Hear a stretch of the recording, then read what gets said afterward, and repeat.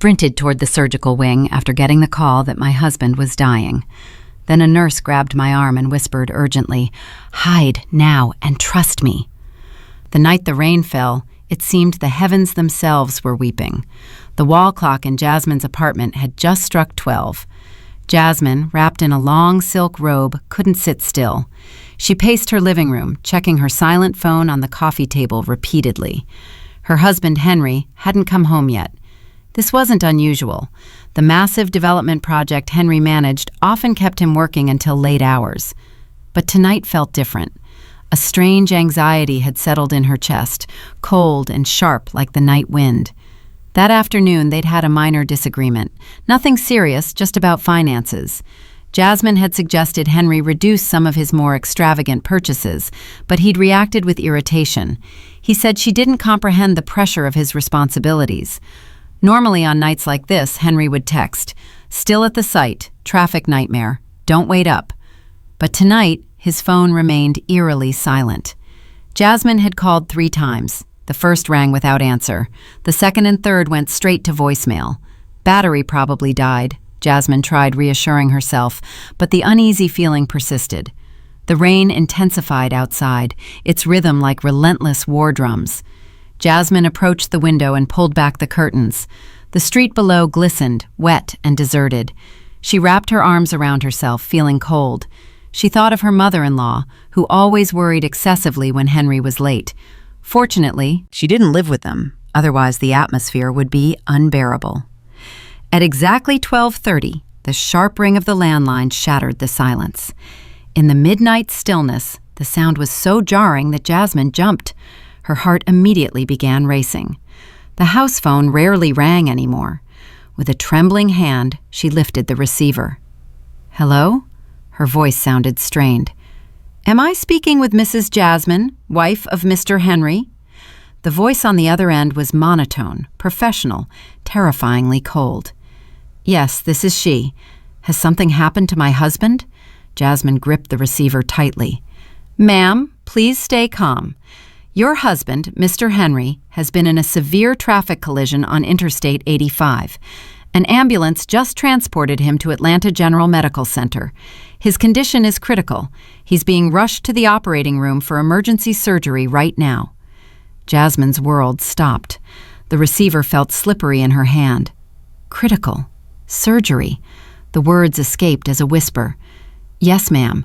The director of our hospital, Dr. Sebastian Vaughn, will lead the operation. It's imperative you come to the hospital immediately." The voice continued, but Jasmine barely heard it. Dr. Sebastian Vaughn. Jasmine knew that name. Dr. Vaughn was the family physician Henry trusted completely. Henry respected him enormously. This provided slight comfort, but the word critical kept reverberating in her head. Yes, I'm coming right now." Jasmine hung up without waiting for a response. For several seconds, she stood paralyzed. Her legs felt weak. No, this can't be happening. It's a nightmare. Her husband, Henry, the strong man who always seemed invincible, now in critical condition. Her brain commanded her body to move, but it refused. Then a jolt of adrenaline surged through her. She grabbed a long coat hanging by the door. She didn't care about her appearance. She didn't even change out of her silk robe. Car keys, wallet. That was all she could think about. She ran out of the apartment and took the elevator, feeling completely hollow. The rain slapped her cold face the moment she stepped out of the lobby. Jasmine ran toward her car in the parking lot. Her hands shook so violently she struggled to insert the key into the ignition. On the third attempt, the engine finally roared to life. She slammed the accelerator without waiting for it to warm up. The drive to Atlanta General usually took 30 minutes, but that night, under torrential rain and blinded by panic, the road seemed endless. She drove recklessly, tears mixed with water on the windshield, blurring her vision. The wipers worked frantically but couldn't clear fast enough. Her thoughts jumped chaotically. The image of Henry laughing at dinner last week. The image of Henry angry during their argument that afternoon. Guilt stabbed her. Why did we argue about money? What if that was our last conversation? "Please, God, save him. Please save my husband," Jasmine repeated in prayer, her lips trembling. She no longer cared about running red lights or dangerously overtaking other vehicles. All she wanted was to arrive, to see Henry and confirm the word critical had been a mistake. Finally, the imposing white structure of Atlanta General appeared before her eyes. She parked haphazardly in the emergency zone, ignoring a security guard's shouts. She ran into the emergency lobby, breathless, her clothes soaked with rain and tears. "My husband, Henry, traffic accident," she screamed at the information desk nurse. The nurse checked her computer. "Henry, yes, he's been taken to the 4th floor surgical wing. Take that elevator, turn left, operating room 3. "Thank you."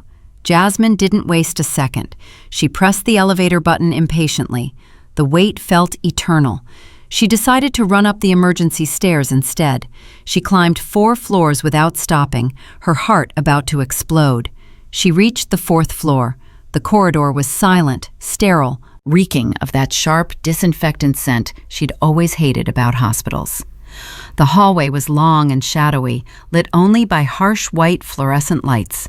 Turning left, she saw it at the end, double steel doors. Above them, a red light glowed brightly, next to words that froze her blood. Operating room 3, in session. Henry was in there, fighting between life and death. Jasmine started running again, tears welling once more. She had to get in. She had to see him. She reached out a trembling hand, ready to push that cold steel door. Jasmine's hand was inches from the cold steel surface. She could feel the chill of the air conditioning emanating from the other side. She took a deep breath, preparing to burst in. She was willing to face anything just to be by Henry's side. Just as her fingertips grazed the metal, a firm hand grabbed her arm from the side. "Don't." Jasmine let out a small scream and spun around, startled. A young nurse was staring at her with frightened eyes. The nurse wore pristine blue scrubs. Her surgical mask hung around her neck. Her face was pale, but her eyes burned with terrifying urgency. Her ID badge read, "Sienna, RN." "You're Henry's wife, right?" the nurse whispered urgently, her voice low and desperate. Jasmine nodded, seized by panic, trying to break free from the nurse's grip. "Yes, my husband's in there. I have to go in. Let me go." "No." Nurse Sienna gripped tighter, pulling her away from the operating room door. "You cannot go in. They must not know you're here. This is very important."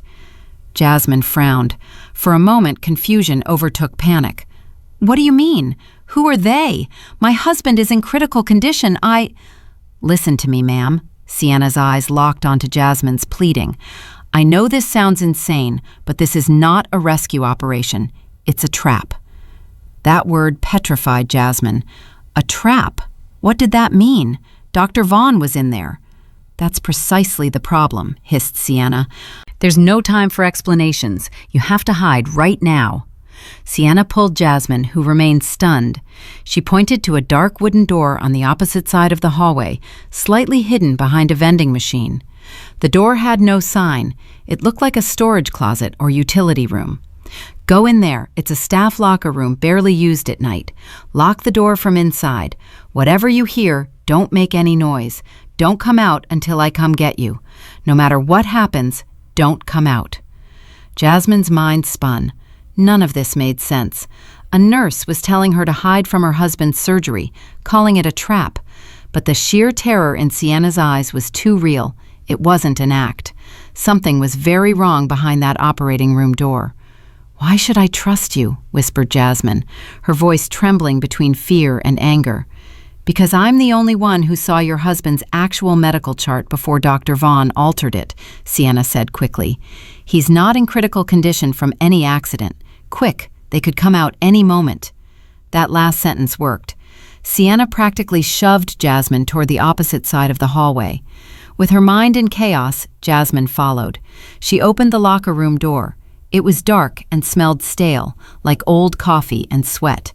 Sienna pushed her inside. "Lock it and trust me," she whispered once more, before closing the door silently from outside. Jasmine heard the soft click of the door closing. She was alone in complete darkness. She fumbled for the lock on the handle and turned it. Her heart beat so hard her chest ached. She was short of breath. She leaned against the door, trying to process what had just happened. Hide, trap, fake chart, Dr. Vaughn. Jasmine slid down to the cold floor. The room was only lit by a faint sliver of light filtering from under the door. She could make out silhouettes of rows of metal lockers around her. She hugged her knees, trying to stop the violent tremors shaking her body. What was happening? Was Nurse Sienna crazy? Or had she just saved her life? Her thoughts returned to Henry. If he wasn't in critical condition, where was he? What were they doing in that operating room? Jasmine crawled silently toward the door and pressed her ear against the wood. Silence. The hallway outside was deserted. She heard nothing but the thunderous beating of her own heart. She looked through the keyhole, but could only see the opposite wall of the hallway. She checked the time on her phone. 1 a.m. Time seemed to crawl. Every second felt like an hour. She was alone in the dark, listening to terrifying silence. Her mind filled with worst-case scenarios. What if Nurse Sienna locked me in here and Henry really needs me? No. She had to trust her instinct, and her instinct told her Sienna's eyes were sincere. She waited. 1 minute. 2 minutes. Straining her ears, catching every slight sound. Distant footsteps at the end of the hall, the hum of an ice machine, but nothing from operating room 3. 5 minutes. She was starting to feel suffocated. The room was stifling. She wanted to scream. She wanted to run out and break down that operating room door. 7 minutes. She prayed silently, no longer just for Henry, but for herself. She felt like a trapped rat. 10 minutes. The 10 longest minutes of her life. Suddenly, she heard a crisp click from the other side, not at her door, but in the hallway. Jasmine held her breath. She pressed her eye to the keyhole, but the angle wasn't right. She moved, searching for a crack in the door hinges. Through the narrow space between the door and frame, she could see the red light above operating room 3 had turned off. The operation was over. Then Jasmine heard a soft hiss. The steel doors of the operating room were opening. The steel doors of the operating room opened with a silent hiss. In the stillness of the sterile hallway, the sound was like a glacier cracking. Jasmine held her breath, her entire body tense behind the dark locker room door. She kept her eyes fixed on the narrow slit between the door and frame, her only window to a world about to shatter. The first silhouette to emerge was Dr. Sebastian Vaughn. He still wore blue surgical scrubs, but he'd already pulled his mask down to his neck. He didn't look like a doctor who'd just fought for a critical patient's life. He didn't look tired or stressed or sad. He looked relaxed, with methodical movements. He was peeling off rubber gloves stained with what Jasmine now realized was fake blood. She felt the first wave of nausea. Then a second silhouette appeared. Jasmine expected a gurney. She expected a helpless body covered by a sheet. She expected the beep of a heart monitor. What she saw froze the blood in her veins. It was Henry, her husband. Henry was not lying down. He was not being wheeled on a gurney. Henry was walking. He walked out of the operating room on his own 2 feet. He wore blue surgical scrubs as if he were part of the team, not the patient. He stretched, rotating his neck side to side, as if he'd been sitting too long. He was healthy, strong, completely unharmed. Jasmine covered her mouth with both hands. A whimper of despair almost escaped her throat. This was impossible. It was a hallucination. It had to be the effect of shock and panic. And then a third person emerged, a woman, tall, slender, with long braids flowing down her back. Under her doctor's coat, she wore an elegant evening dress. Jasmine recognized her instantly. Simone, Henry's personal assistant, the one who always looked at her with disdain at company events. Henry had always told Jasmine her jealousy was unfounded. Turns out I wasn't blind. I was just naive. The plan worked perfectly. Henry's voice rang crisp in the silent hallway. It was deep and calm, without the slightest tremor of pain. Jasmine felt like she'd been punched in the stomach. Dr. Vaughn chuckled as he tossed the gloves into a biohazard bin. Of course it worked. The emergency staff is on my payroll. The fake accident report is in the system. The fake ambulance did its job. Officially, right now, Mr. Henry has suffered severe internal bleeding. I'm dying to see Jasmine's face, Simone said, her voice like a snake's hiss. She handed Henry a bottle of water. I bet she's on her way, crying rivers, seized by panic. Poor fool. Henry laughed. He laughed. That laugh that once always reassured Jasmine now sounded demonic. She'll be completely devastated. She's so gullible. Jasmine bit into the palm of her hand. The physical pain was nothing compared to the pain in her heart. Not only had they betrayed her, they were mocking her. They'd turned her into the punchline of their macabre plan. The important thing is that when she arrives, Dr. Vaughn intervened, his tone becoming serious again, we have to play our parts. Henry, you have to go to the recovery room. Quick, lie down. We'll hook up the IV and monitors. You have to look weak but stable. Post-op.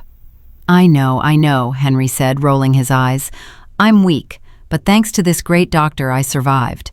I'll meet Jasmine in the waiting room, continued Dr. Vaughn. I'll give her the good news and the bad news. The operation was a success. The bleeding stopped. But, he paused dramatically. But? Asked Simone, eyes shining with anticipation. But, said Dr. Vaughn, a slight smile drawing on his lips, I'll tell her that during surgery we discovered something else, a very dangerous blood clot near the liver. I'll tell her I need her signature for a second procedure tomorrow morning, a very urgent, high-risk internal cleaning procedure. Of course, added Henry with a malicious smile. Exactly, nodded Dr. Vaughn, a procedure with extremely high risk of anesthesia complications. If something were to happen to her on the operating table, it would be tragic, but we'd have done everything possible. Jasmine finally understood. Everything clicked into place. The target wasn't Henry. The accident wasn't real. It was all a setup for her. Her mind raced back 3 weeks. Henry had come home with a stack of papers for a new life insurance policy worth millions. Jasmine had asked why they needed a new one. He said it was to secure their retirement, their future. Jasmine remembered joking, "Why am I the one insured? It should be you with how dangerous your work sites are." Henry simply laughed and said, "It's part of an investment package, baby. Just sign." And Jasmine, trusting as always, signed. She'd just signed her own death warrant. And the argument that afternoon hadn't been about spending. Jasmine had complained that the premium for the new insurance was too expensive. She'd asked Henry to cancel it. No wonder he got so angry. Jasmine had unknowingly been ruining his murder plan. And when she doesn't wake up from the operating table, Henry's voice pulled her from her horrifying thoughts. The insurance payout is millions. We can leave this country and start fresh in Switzerland? Simone laughed and clung to Henry's arm. I've already booked tickets to Zurich. The three of them, her husband, his mistress, and her family doctor. The three of them had planned her murder in such detail, in the place that should be safest in the world, a hospital. Jasmine's blood was no longer frozen. It began to boil. The fear that had paralyzed her was slowly transforming into something else, something cold, hard, and sharp. Fury. She watched the three of them walk calmly down the hall away from the operating room. They probably turned the corner toward the elevator to the recovery room. The sound of their footsteps faded. The hallway became silent again. Jasmine leaned against the door, her body shaking violently. But it was no longer from fear. She was shaking with pure rage. She was trapped, alone in a dark, stifling locker room, while her would-be murderers were on the same floor, waiting for her to fall into their trap. She had to get out. But how? Suddenly she heard a sound at her door. Not in the hallway. A soft click. Someone was inserting a key from outside. Jasmine froze. Her heart stopped. Did they know she was here? Did Simone, Henry, Dr. Vaughn realize someone was listening? Had they come back for her? The doorknob turned slowly. The door opened with a faint creak. A beam of light from the hallway pierced the darkness, blinding Jasmine. A small figure in blue scrubs entered quickly. "Mrs. Jasmine," she whispered. A wave of relief so immense washed over Jasmine that her legs almost failed her. It was Nurse Sienna. Sienna quickly closed the door and locked it again from inside. She leaned against it, panting. Under the dim light filtering from under the door, her face was pale as a ghost. "Did you see them, ma'am?" asked Sienna, her voice trembling. Jasmine couldn't speak. She could only nod. Tears of rage and betrayal finally rolled down her cheeks. "Did you hear their conversation?" Sienna insisted. Jasmine nodded again. "Everything," she whispered hoarsely. "The insurance, the fake surgery, the plan they have for me tomorrow." Sienna closed her eyes for a moment as if feeling the pain with her. Lord have mercy. I suspected it, but to hear it. Why are you helping me?" Jasmine asked, looking at the young nurse. "You're risking everything." Sienna sat on the floor next to Jasmine and took a deep breath. "I've been suspicious of Dr. Vaughn for a long time, ever since I was a rookie nurse in surgical administration." Jasmine listened, clinging to Sienna's arm as if it were the only anchor in her newly shattered world. "He's not a doctor," Sienna said quietly, staring at the lockers opposite. "He's a butcher. His specialty is accidents. He targets rich patients with big insurance policies or elderly patients without family. He schedules a simple surgery. Then, during the operation, there are complications, a fatal reaction to anesthesia, unexpected bleeding, something that can never be proven as medical negligence. The patient dies, the payout is made. And somehow, Dr. Vaughn always receives a generous donation for his research a few weeks later. He's a despicable human being." "But how did you know about Henry? About me?" Jasmine asked. "I was on duty on the surgical floor tonight," explained Sienna. "I saw the emergency surgery scheduled under Henry's name. The code was blunt abdominal trauma. But there was something odd. There was no backup data from the ER. Usually, an emergency patient's data enters automatically. This was blank, as if this patient had appeared out of nowhere in front of the operating room." A chill ran down Jasmine's spine. "Out of curiosity," continued Sienna, "I used my access to check the system logs. I saw Dr. Vaughn himself had entered the data manually from his computer. Very unusual for such a prestigious surgeon. So I did something reckless. I knew the access code to his office. An hour ago, while he was prepping for surgery, I snuck in. I had to know what he was hiding." Sienna's eyes gleamed. "In a locked drawer of his desk, I found the real file. Under Henry's name, it wasn't accident data. It was a report from a full medical checkup from 2 days ago. The result? Perfect, absolute health." "Of course it was," thought Jasmine bitterly. "And in the same drawer," Sienna's voice became even lower, "was your file, ma'am. A copy of the new life insurance policy. The amount was astronomical, and at the bottom, in the medical advisor section, was Dr. Vaughn's name. Everything fit. The fake accident, the fake surgery, and the plan for a second and deadly operation for you." "I knew I didn't have much time," said Nurse Sienna. "I knew they'd call you. I didn't know their exact plan, but I knew you couldn't meet them before knowing the truth. I ran to the hallway hoping to intercept you, and luckily I did." Jasmine squeezed the nurse's hand. "You saved my life, Sienna." "Not yet," said Sienna seriously. "We're barely starting. They know you're coming. They're waiting for you." "What do I have to do?" asked Jasmine, feeling panic grip her again. I can't act. I can't look Henry in the face and pretend I'm sad." "You have to," said Sienna firmly. "You have to play your role just like they play theirs.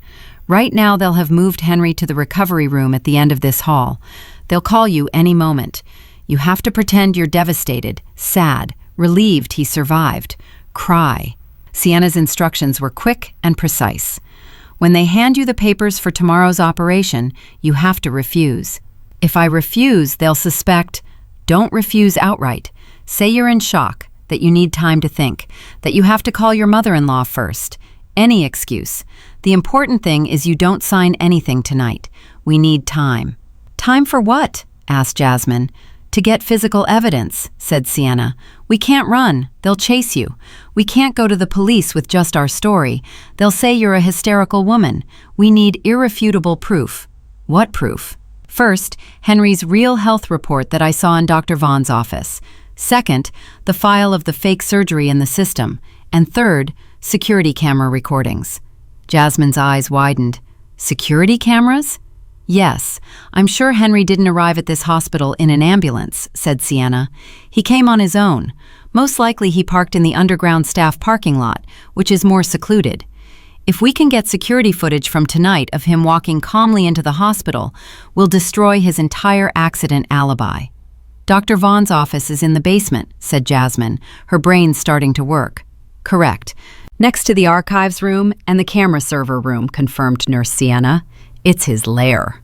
Nurse Sienna pulled a white card from her pocket. This is a spare master access card.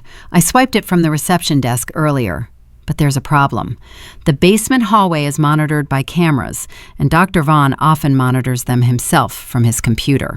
Jasmine looked at the card in Sienna's hand. It seemed to weigh a ton. I'll create a distraction, said Sienna. I'm going to trigger the fire alarm on an upper floor. That'll keep all security guards busy. Will that give me enough time? Asked Jasmine, her heart racing. You have to sneak down to the basement, said Sienna, looking Jasmine directly in the eye. Enter Dr. Vaughn's office and find Henry's real file. Then go to the server room. Get the recordings from the last few hours. If you have a data cable, you can transfer them to your phone. Jasmine patted the pockets of her robe. She had her phone, but no cable. Use this, said Sienna, unhooking a small USB drive from her uniform keychain. Plug it into the server and copy the data fast. Sienna, I don't know how to do this. You can do it, interrupted Sienna. You have to do it. It's our only chance. Afterwards, meet me at the basement emergency exit. We'll get out together. Nurse Sienna had just assigned her a mission impossible. Go down into the wolf's den and steal evidence while her murderers roamed free upstairs. Just then, the phone in Jasmine's hand vibrated. The name on the screen made her blood boil again. Dr. Sebastian Vaughn. They've started, whispered Nurse Sienna, eyes wide. Answer it. Play your role. Weak, hysterical, submissive. Jasmine took a deep breath, swiped her finger across the screen to answer. Jasmine breathed deeply. The stale air of the locker room seemed to compress her lungs. In her hand, the phone vibrated like a furious snake. Dr. Sebastian Vaughn's name glowed on the screen. This was her stage. Time to act. Answer, whispered Nurse Sienna. Remember, weak, hysterical, submissive. Jasmine swiped the green icon and brought the phone to her ear. She summoned all the pain and betrayal she'd just felt and channeled it into a voice full of fear, forcing a convincing sob. Yes, doctor? Mrs. Jasmine, thank God. Dr. Vaughn's voice on the other end was so warm, so affectionate, so full of compassion that it made Jasmine want to vomit. Where are you? We've been waiting for you. I have to speak with you. I just arrived. Henry, my husband. How is he, doctor? Sobbed Jasmine, playing her part perfectly. There was a dramatic pause. He's a strong man, Mrs. Jasmine. The operation was very difficult. We almost lost him. The bleeding was very severe. Jasmine closed her eyes, picturing Henry walking out of the operating room so healthy. My team and I managed to stop the bleeding. He's still very weak, but he's past the worst. He's in the recovery room near the surgical area on the 4th floor. Oh, thank God, cried Jasmine again, this time feigning relief. You can see him now, but there's another matter we must discuss immediately regarding next steps. Dr. Vaughn's tone turned serious. Meet me in recovery room 2. Yes, doctor, I'm coming right now. Jasmine hung up. She looked at Nurse Sienna with a hardened face. It's time, said Jasmine. Remember, said Sienna, grabbing Jasmine by the shoulders, they'll present you with papers. Do not sign. Make any excuse. Say you're in shock, that you have to call family. Then get out of there. I'll handle the distraction. Go down to the basement via the service elevator at the end of the hall near the emergency stairs. I'll wait for you at the basement exit. Bring the evidence. Jasmine nodded. She silently opened the locker room door. The hallway was calm. She took a deep breath once more and stepped out. She no longer walked like the terrified Jasmine. She walked like a Jasmine on the hunt, but on the outside, a devastated wife. She walked down the hall with a deliberately unsteady gait. She saw the door marked Recovery Room 2. She pushed it gently. The room was darker, lit only by the glow of monitors next to the bed. And there they were. Dr. Vaughn standing by the bed with a clipboard, the snake Simone standing in a corner with an expression of fake concern, and in the bed lay Henry. Jasmine almost let out a bitter laugh. His performance was flawless. Henry's face was made up to look pale. An IV, which Jasmine was sure contained only saline, was connected to the back of his hand. An ECG monitor beside him beeped a steady, convincing beep, beep, beep. Henry's eyes were closed. His chest rose and fell with controlled breathing to appear weak. "Henry, oh, baby." Jasmine rushed to the bedside and began sobbing hysterically. She took his hand. It was warm and strong, not the hand of a man who'd just brushed with death. Jasmine had to use all her willpower not to crush her husband's fingers. "Doctor, he's so pale," said Jasmine, turning to Dr. Vaughn with eyes full of fake tears. Dr. Vaughn patted her shoulder. "He's lost a lot of blood, ma'am, but he'll recover. As I told you, he's strong, thank God." "But," said Dr. Vaughn, the word Jasmine was waiting for. Jasmine lifted her face with a look of fear. "What problem, doctor?" "While we were operating to stop the bleeding," Dr. Vaughn explained patiently, as if talking to a child, "we found something unexpected, a quite large blood clot near the liver. It's not related to the accident, but it's extremely dangerous. It could rupture at any moment." Jasmine looked at him with trembling lips. "I have to remove it immediately," said Dr. Vaughn firmly. "I've already scheduled a second emergency surgery for tomorrow at 9 a.m., a cleaning procedure." In the corner, Simone suppressed a smile. "Another operation?" whispered Jasmine. "It's for his safety." Dr. Vaughn turned a page on his clipboard. "But the procedure is very risky. It's a delicate area. There's high risk of complications with anesthesia and internal bleeding. I need your consent." Dr. Vaughn held the clipboard out to Jasmine. On it was a sheet titled "Consent for High-Risk Surgery." Below it, a blank line waiting for her signature. The signature of her own death warrant that would later be switched to her name. Or perhaps it was consent for Henry that they'd later use as pretext to operate on her. Whatever it was the trap. Suddenly, Henry's eyes fluttered open slightly. "Sign it, baby," he whispered weakly, like a third-rate actor. "I trust Dr. Vaughn." Simone stepped forward. "Mrs. Jasmine, Henry needs it. Please don't hesitate. It's for him." The three of them surrounded her, 3 wolves waiting for a lamb. Jasmine looked at the pen Dr. Vaughn was offering. She looked at Henry's fake sick face. She looked at Simone's cynical smile. Jasmine started shaking violently, this time half for real. "I can't." "Mrs. Jasmine, it's urgent," urged Dr. Vaughn, his smile starting to fade. "I can't," screamed Jasmine, pushing the clipboard away.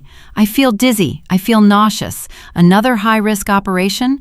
I have to call my mother-in-law, Henry's mother. I can't make this decision alone." She feigned, choking on a sob. "I need air. I need to go to the bathroom." Before Dr. Vaughn or Simone could react, Jasmine ran out of the room. She heard Dr. Vaughn shout her name, "Mrs. Jasmine, wait!" But Jasmine didn't stop. She ran down the hallway, rounded a corner, past the nurse's station. She didn't go to the nearest bathroom. She ran toward the end of the hallway, toward where Nurse Sienna had indicated earlier. Just as she reached the last corner, a deafening fire alarm echoed throughout the building. The sound came from an upper floor. Nurses began emerging from rooms, confused. A security guard ran toward the main elevators, looking into his radio. It was Sienna's distraction. In the midst of the chaos, no one noticed Jasmine. She saw a metal door that said, "Service elevator, staff only."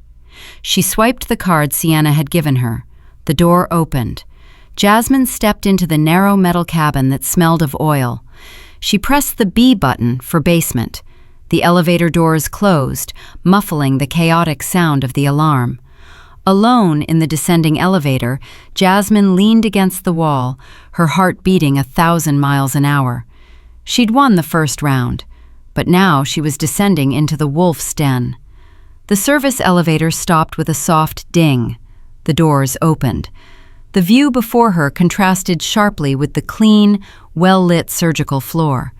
The hospital basement was dark, cold, and smelled of dampness. Large pipes ran along the low ceiling, some dripping water onto cracked concrete floor.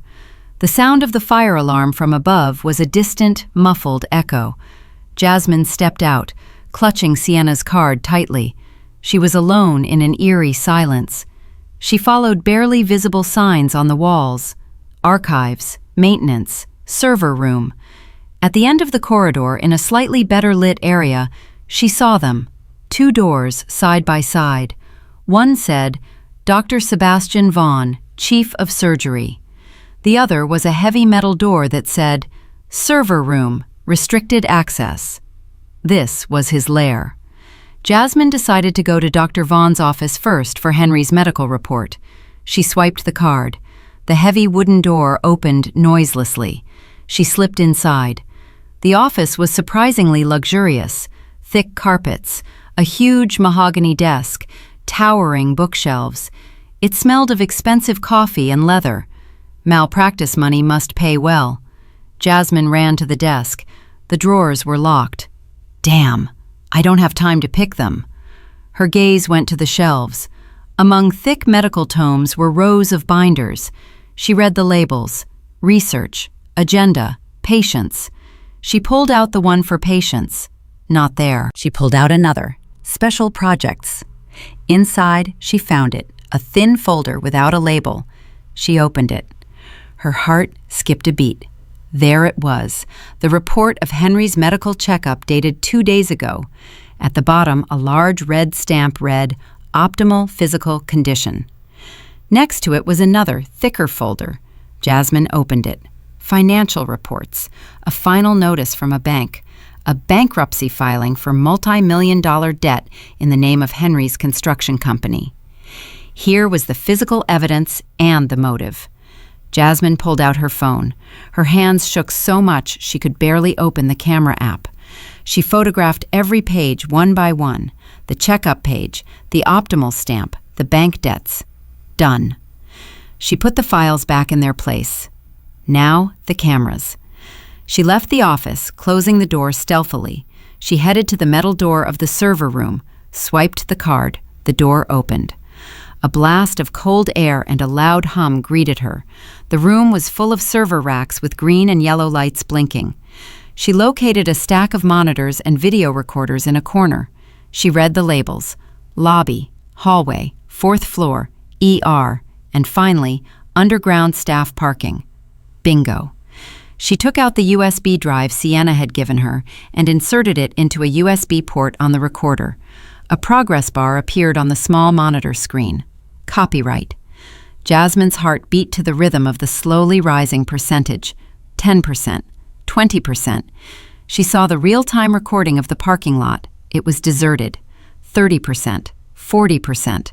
Please hurry up. 50%, 60%.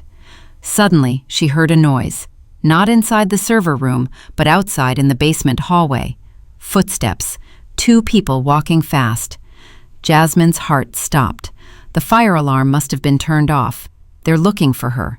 70%, 80%. The footsteps got closer, stopped right outside.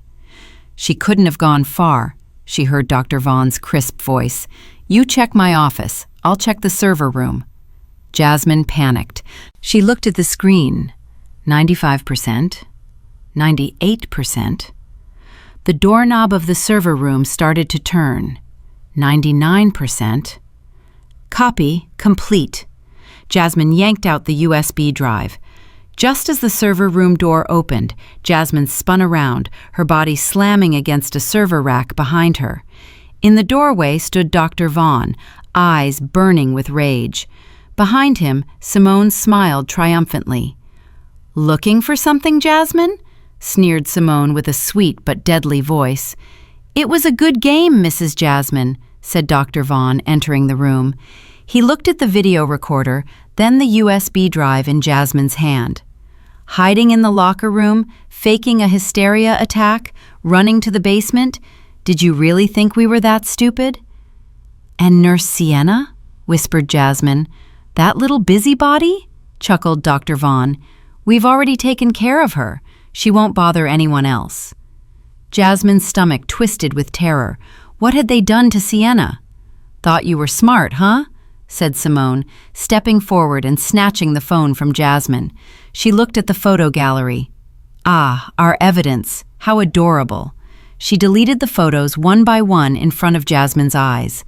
Henry, the money, all deleted. But I have this, screamed Jasmine, holding up the USB drive. The footage of Henry walking in. You can't delete this.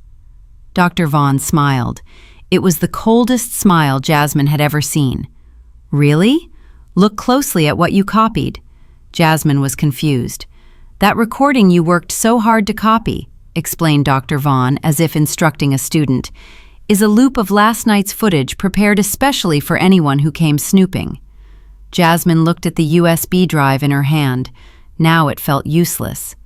And the files in my office, continued Dr. Vaughn.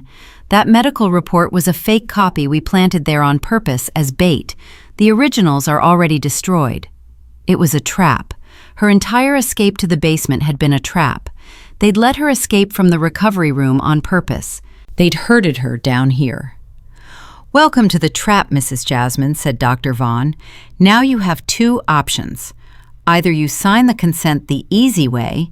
Simone stepped forward, pulling something from behind her back, a large syringe filled with clear liquid. Or we'll make you sign it, said Simone, and after that, we can proceed with your second procedure right here, right now. The cold server room suddenly felt hot and suffocating. The walls of buzzing server racks seemed to close in on her, trapping her with her two predators. Dr. Vaughn's words had hit her like a sledgehammer. The flash drive was fake. The photos on her phone had been deleted. Nurse Sienna had been neutralized. She was alone. Every step she'd thought was a smart move was actually a path they'd laid out for her. She'd danced to their tune, and now she'd reached the end of the song, right in the jaws of the wolf. Simone smiled. It was a smile of pure satisfaction. She spun the large syringe in her hand. The clear liquid inside shimmered under fluorescent lights. Come on, Jasmine, hissed Simone. Choose. Sign the easy way or take a little nap first. Dr. Vaughn presented the clipboard again. The signature line seemed to mock her. Playtime is over, Mrs. Jasmine. We have a schedule to keep. Jasmine's mind raced. The fear was there, cold and paralyzing. But beneath it, the fury she'd felt earlier in the locker room began burning again. It was no longer an ember, but an inferno, consuming the fear. They think they've won. They think I'm the submissive, stupid wife. They're dead wrong. If the new evidence is fake, I'll have to use the old evidence. Jasmine raised her hands, feigning trembling. She looked at Dr. Vaughn with pleading eyes. Okay, I lost. You won. Dr. Vaughn smiled slightly. A wise choice. I'll sign, said Jasmine hoarsely. But please let me make a quick call to my mother-in-law. Just want to hear her voice one more time. Simone scoffed. Oh, how dramatic. Dr. Vaughn seemed to consider it for a moment. No calls. Sign now. I'm getting impatient. At least give me back my phone then, said Jasmine, pointing to her phone in Simone's hand. My family contacts are in there. I just want to see a photo of my mama. Simone rolled her eyes but looked at Dr. Vaughn, who nodded slightly. Give it to her. She can't call anyone from this basement anyway. We blocked all signals. Of course they had. They'd planned everything. Simone threw the phone at Jasmine's feet. Here. Jasmine crouched slowly, every movement calculated to look defeated and broken. She picked up the phone. Her hands shook, but this time she controlled them. Her heart pounded, not from fear, but adrenaline. She held the phone, looking at the dark screen. Thank you, she whispered. She straightened up, and in an instant her entire demeanor changed. Her back, previously hunched, was now straight. Her pleading eyes were now a hard, cold stare. Her face, previously pale with fear, was now tense with determination. Dr. Vaughn and Simone felt the shift. Their smiles faltered slightly. You're right, said Jasmine with a flat, cold voice. It was a good game, good bait, but you got one thing wrong. And what is that? Sneered Simone. You thought I discovered my husband's rot tonight, said Jasmine, but I've been smelling this trash for months. She unlocked her phone. Simone had deleted the photos from the gallery, but Simone didn't know how to find a hidden audio folder. "Before I sign," said Jasmine, "I'd like you to hear this. Take it as a lullaby." She pressed the play button. For a second, nothing happened. Then a voice filled the server room. Henry's voice, clear and crisp. "No, I don't care about your excuses. Just make sure the consulting fees are in the Swiss account by the end of the month. 2 million. Clean them. I don't want to know how. Just make sure." The recording was from 3 months ago. A call between Henry and a partner. Henry was organizing bribes and money laundering for his latest construction project. Jasmine had recorded it secretly while he argued in his home office, thinking she might use it as leverage in a future divorce. She never imagined she'd use it to save her life. Dr. Vaughn and Simone froze. Their faces went pale. "That," stuttered Dr. Vaughn, "that has nothing to do with this." "Oh, sure it does, doctor," said Jasmine, stepping forward.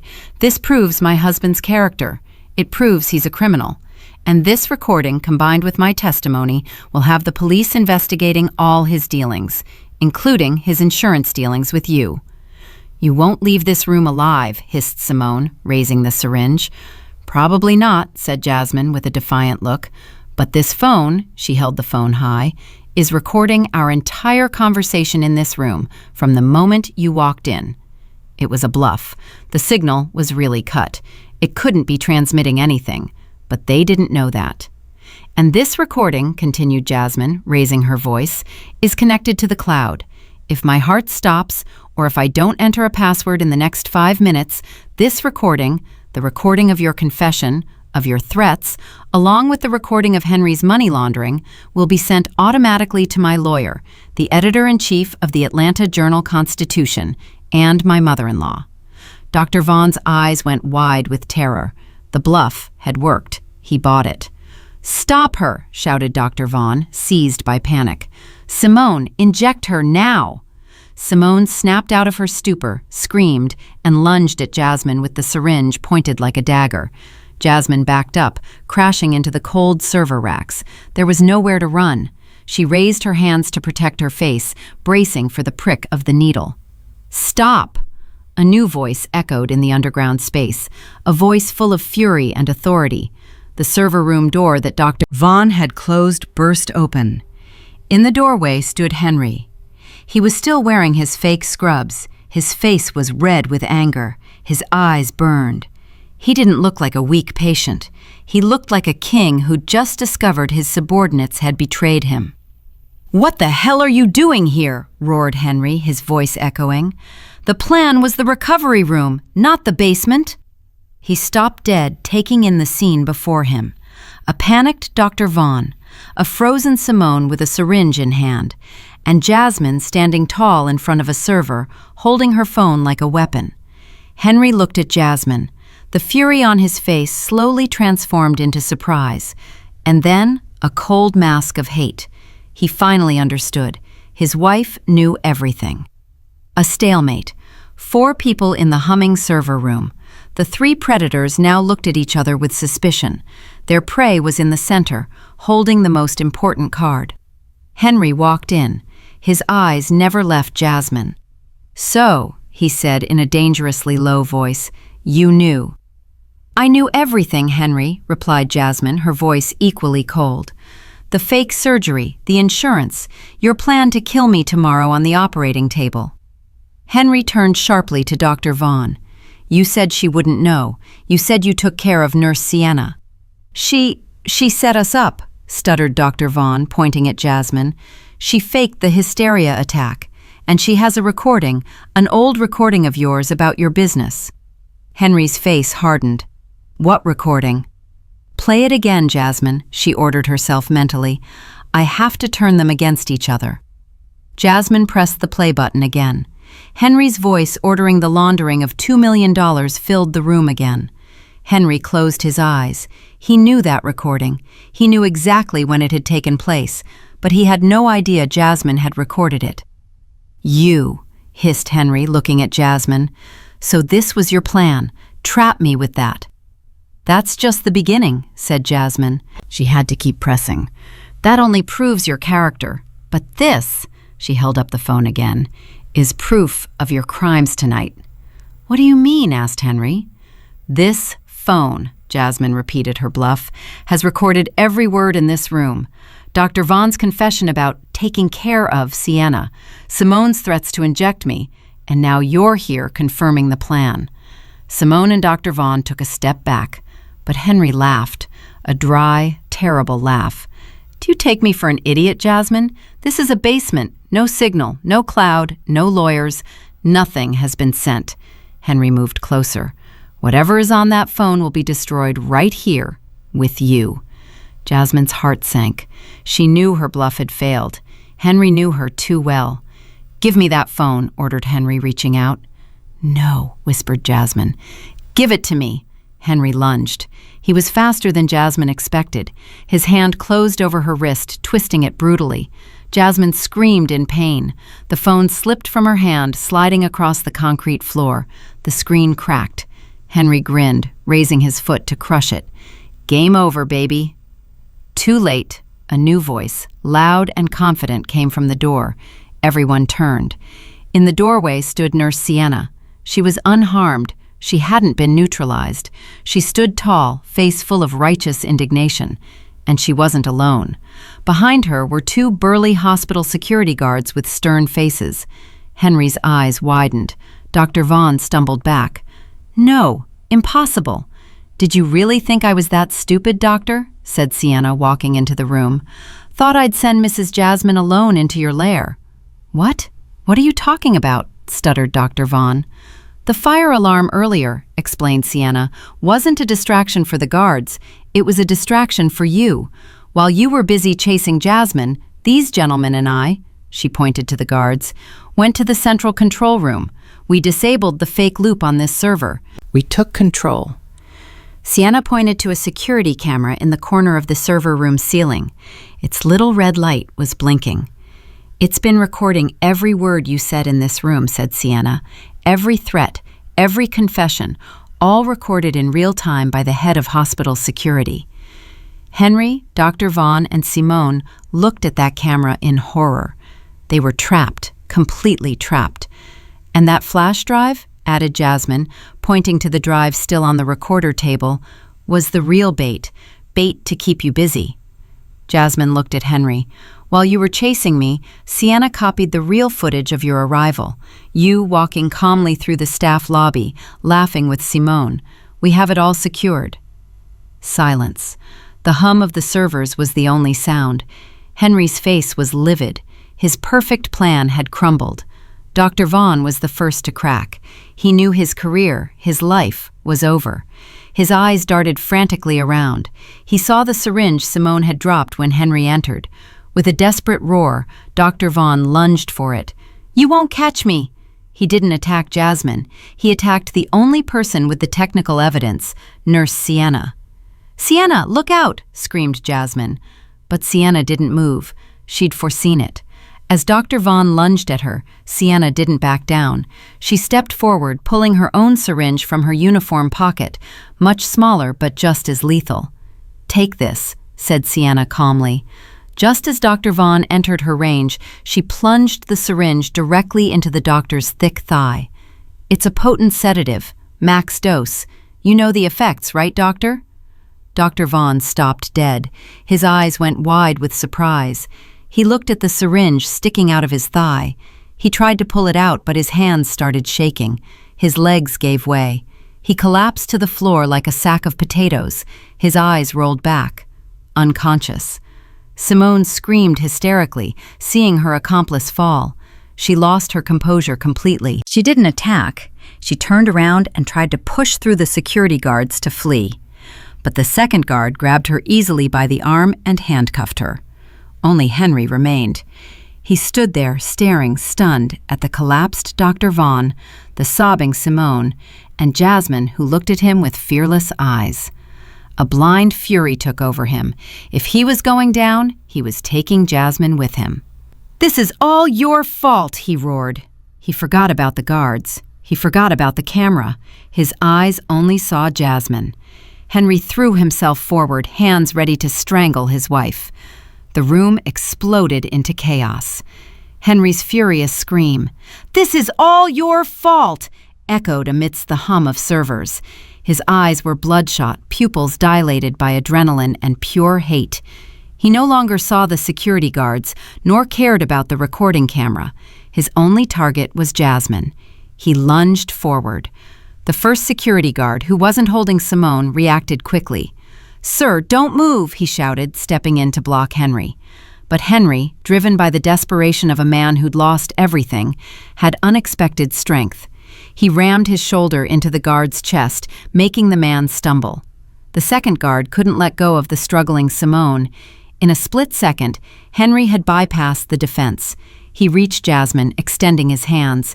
He didn't grab her neck. He roughly grabbed the collar of her robe, pulling hard. Jasmine's head jerked forward. She let out a moan of pain. Henry's other hand clawed at her shoulder, his nails tearing the fabric of her robe. "I'm going to kill you," he growled, face inches from Jasmine's. But Jasmine was no longer the same woman from 3 hours ago. The paralyzing fear was gone, replaced by primal instinct for survival. When Henry pulled her, Jasmine didn't let herself be dragged passively. She brought her knee up with all her might, hitting Henry in the groin. He grunted in pain but didn't let go. On the contrary, he became even more enraged. He started shaking her brutally. "Let her go," shouted Sienna, running to help. That was when the first security guard recovered. He saw Henry attacking Jasmine. He gave no more warnings. He lunged from behind, wrapping his massive arms around Henry's chest in a powerful bear hug. "You are under arrest. You are under arrest." Henry's body was lifted off the floor, but his grip on Jasmine's clothes didn't yield. Jasmine was dragged with him, almost choking. "Let go! Let go!" screamed Jasmine, tearing at her own clothes in an attempt to free herself from Henry's grip. Henry now directed his fury at the guard holding him. He struggled, kicked, elbowed backward. "Get off me! She is mine!" "Calm down. Do not resist," ordered the guard, trying to bring Henry down to the floor. But Henry was too wild. He twisted with all his might, trying to break free from the hug. It was a desperate, violent, reckless move. The brutal twist managed to break the guard's grip, but it also threw Henry himself off balance. He stumbled backward. His left foot caught on the leg of the unconscious Dr. Vaughn, lying on the floor. Jasmine, Sienna, and the 2 security guards watched it all in horrible slow motion. Henry fell backward. He didn't fall onto the smooth floor. He fell directly toward the main server rack, a solid black metal frame full of heavy hardware. His back hit the rack first, but the momentum of his fall was too strong. His head snapped back. The nape of his neck and the base of his skull impacted against the sharp steel edge of the server frame. The sound wasn't loud. It wasn't so much a bang as a dry crunch, a horrible crack, like a dry branch snapping. Silence. All sound in the room ceased. Simone stopped screaming. The guards froze. The steady hum of the servers suddenly sounded deafeningly loud. Henry didn't slide to the floor. He remained suspended in a strange sitting position, his back against the rack, his head hanging to one side at an unnatural angle. His eyes were open, staring straight ahead, looking at Jasmine. But the look was different. The burning fury had extinguished. What remained was pure shock and confusion. "Henry," whispered Jasmine, taking a step forward. The guard who'd held him now approached cautiously. "Mr. Henry, ambulance! Ambulance to the basement!" he shouted to his partner. Henry opened his mouth. No sound came out, just a shallow rasp. He tried to lift a hand. It didn't move. He tried to move his legs. They remained motionless. A pure and absolute terror, a different kind of terror than rage, now filled his eyes. He looked at Jasmine, tried to speak again. His voice was a gritty whisper. "I can't move. My legs," he whispered again. "My hands. No, I don't feel anything." Jasmine looked at her husband, the man who'd tried to kill her seconds before, the man who'd planned her death on an operating table, the man who'd pretended to be paralyzed. Now he was truly paralyzed. "Lord have mercy," whispered Sienna, covering her mouth. Jasmine felt nothing. No compassion, no satisfaction, just a cold emptiness. She looked into that man's eyes, now full of tears of genuine terror. The irony was too cruel, too fast, too perfect. Karma had arrived. Not in a courtroom, not in a cell, but right here, in the cold server room, in the middle of his own evil plan. Henry was trapped, truly trapped, not behind prison bars, but in the prison of his own body. "Don't touch him!" shouted the security guard, seeing Jasmine approach. "Don't touch his neck! Let the medical team handle it!" Jasmine stopped. She stood there, looking at her now helpless husband. The healthy man had become a real patient, much more serious than he'd ever pretended to be. The server room doors opened again. This time it was the real head of security, followed by 2 uniformed APD officers he'd called as soon as he saw the live footage. They stopped in the doorway, surveying the scene. Simone handcuffed and weeping. Dr. Vaughn unconscious on the floor. Henry paralyzed against a server rack. And Jasmine standing in the middle of the ruins of her life, with torn clothes, but standing tall. The game was over. Dawn came slowly. The first rays of sun filtered through the high windows of the hospital lobby, but the light seemed strange and distant to Jasmine. She was sitting in a quiet staff break room, wrapped in a thick hospital blanket. Nurse Sienna was sitting next to her, holding a cup of hot tea another nurse had brought them. Neither spoke. They'd told everything over and over to the head of security, to the police detectives. The server room became a crime scene. Dr. Vaughn, as soon as he regained consciousness, was handcuffed to a bed. Simone was taken away in a squad car before dawn, her hysterical screams echoing in the empty parking lot. And Henry? The medical team arrived with extreme caution. They put a cervical collar on him, moved him to a spine board, and took him to the ER, then to MRI, and finally to the trauma ICU. The diagnosis came as the sun rose. Burst fracture of the C4 vertebrae. The spinal cord was severed. He was quadriplegic, completely paralyzed from the neck down. He could breathe on his own, but with difficulty. He could move his eyes and some facial muscles, but that was all. Forever. The following days were a blur for Jasmine. She stayed at her parents' house, refusing to speak to anyone except her lawyer. The news exploded. The Red operating room scandal at Atlanta General. Photos of Dr. Vaughn, Simone, and Henry were on every news portal. Justice was swift and relentless. The video and audio recording from the server room was irrefutable proof. Dr. Vaughn faced the most charges: conspiracy to commit murder, gross medical negligence, insurance fraud, and assault. Sienna's testimony opened Pandora's box on years of other suspicious cases of surgical complications. He was sentenced to life in prison, stripped of his medical license, destined to die in ignominy. Simone, as an accomplice, was found guilty of conspiracy to commit murder.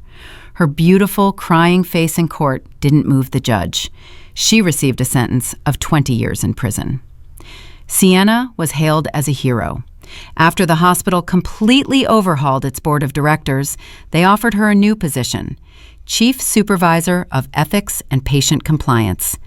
She accepted, determined to ensure no one like Dr. Vaughn could ever operate again. And Jasmine filed for divorce the same day Henry was transferred from the ICU. She attached the evidence of the attempted murder and the old audio recording about money laundering. The court granted her the divorce immediately, in the absence of the defendant. All assets were frozen. The life insurance policy was declared void. The multi-million-dollar debt Henry had created remained his responsibility, or rather, the responsibility of the state-appointed trustee to manage his seized assets. Jasmine was free, financially, legally, and emotionally. 1 month later, Jasmine decided she needed to close this chapter forever. She paid a visit to Henry. It would be the last. He was no longer in a luxury hospital. He was in a long-term care facility managed by the state for inmates with special medical needs. His room was small and smelled of antiseptic and despair. He lay in a specialized bed, his head immobilized by supports. Only his eyes moved, staring at the ceiling. A nurse was changing his catheter bag when Jasmine walked in. Henry's eyes darted sharply toward the door. He saw her. Jasmine wore a simple light blue dress. She looked calm and healthy. Henry's eyes narrowed. A pure and impotent hate burned in them. He tried to speak. A gurgling sound came out of his throat. He hated her. He blamed her for everything. Jasmine walked slowly to his bedside. She stood in silence for a moment, looking at the man she once loved, the man who'd betrayed her in the vilest way. She felt no compassion, no anger, just the end. "I came to tell you one thing," said Jasmine softly. Her voice was calm and clear in the silent room. Henry stared at her with bloodshot eyes. "You wanted to put me on an operating table, right?" continued Jasmine. "You wanted me helpless, dependent on machines, so you could start a new life." Henry wheezed again, louder. "Now," said Jasmine, leaning in a little closer, "you're the one trapped in a bed. You're the one who depends on others for everything, forever. Isn't it ironic?" Jasmine straightened up. "Enjoy the rest of your life, Henry." She walked down the hall, past the guards, and walked out the main door of the center. Outside, the sun was shining brightly. The morning air was fresh. Jasmine took a deep breath, feeling the warmth of the sun on her face. For the first time in a long time, she felt free. She walked down the steps and toward her car, toward the rest of her new life. Did you enjoy the story? Which city are you listening from? Let's meet in the comments. If you loved the story, you can support me by sending a super thanks so I can keep bringing more stories like this. Thank you so much for your sweet support. I'm looking forward to your comments on the story. On the screen, you can see 2 new life stories I highly recommend. There's so much more on my channel. Don't forget to subscribe. See you in the next life story, with love and respect.